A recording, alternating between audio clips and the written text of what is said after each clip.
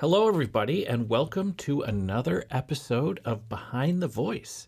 And this one is Furcorn. So, for those who don't know, Furcorn is what I would say my favorite monster.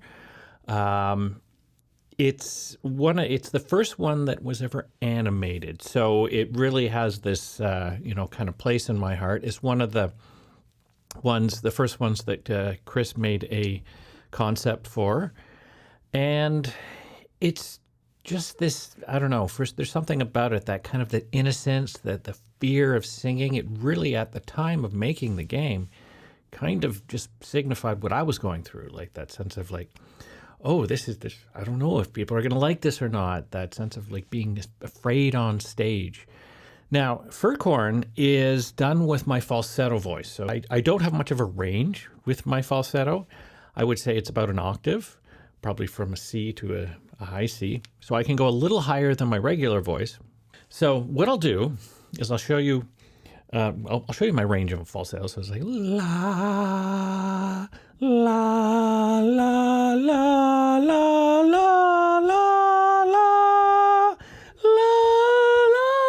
So I'm starting to go there, but that's about all I've got. So when I'm writing parts for Furcorn, I really got to make sure that they're in between those. I cannot go lower. La, and then it just slips out of my falsetto. It really bottoms out. And so if you look at the Furcorn part on Plant Island, one of the first parts I did, it literally just kind of, it goes from one max to the other. So you go something like la, la, la, la, la, la, la, la, la, la. That's pretty much my limited range there. So, that's the Plant Island version. But what I thought I'd do for you guys today is let's just play around and see if we can do something a little different. Now, with Furcorn, I kind of see him as a two-parter. It's like you've got this kind of intro, da, da, da, da, da, da. And then you have the big swooping fall. So, da, let's see if I, da, da, da, da, da, which is, to me, it's big jumps and melodies really kind of stick out. And to me, that swoop is kind of it gives a lot of character. So I kind of feel like with Furcorn, he should always have some kind of swooping part and some kind of like intro part. So if I was to make something up that's, Furcorn-esque, but, not quite Plant Island, I'll do it in the key of C, and this will be 140 beats per minute. So if anybody wants to use it, go ahead. And I'm just going to try to make up a part that's kind of similar, kind of Furcorny. La, la, la, la, la, la, la, la, la, la.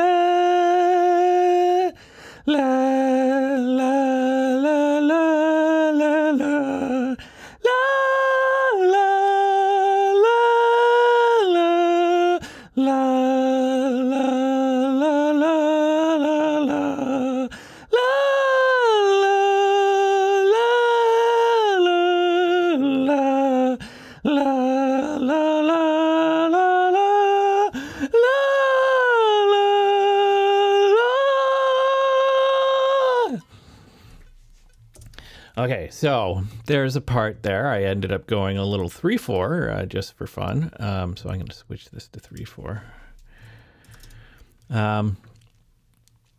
Just to kind of show. So now that I have his voice here, I'm just going to stretch this thing out so it's all one. What I'll do now is I'll kind of show you how I put effects on him. Now I use Cubase, obviously, and it's doesn't really matter what you use. What I'm doing is very, very basic. But I do, because he's a higher pitch monster, I take off the bottom end a little bit. So it's not, just make it a little thinner. That way it'll fit into the mix a little better. And then I usually put just a tiny bit of delay on. I prefer delay to and I will use it in time. Let's do eighth notes.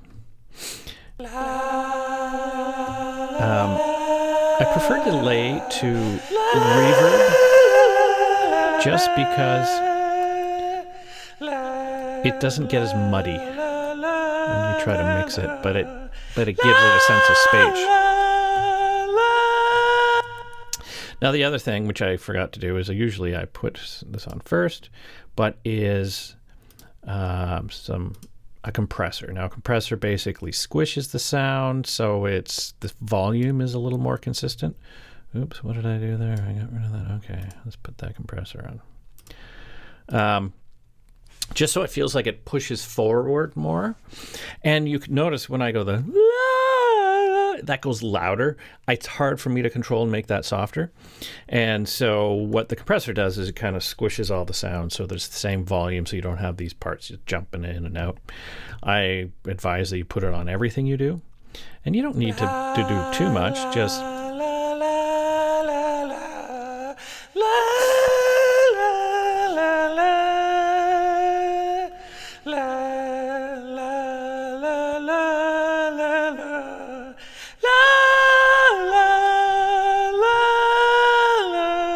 So you can see it there, a little bit of a, let's just, put it a little more. It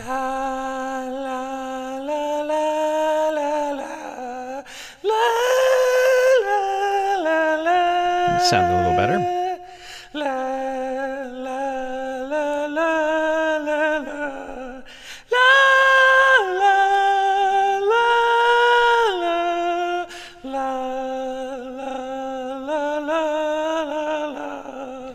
So you could hear a little kind of sounds.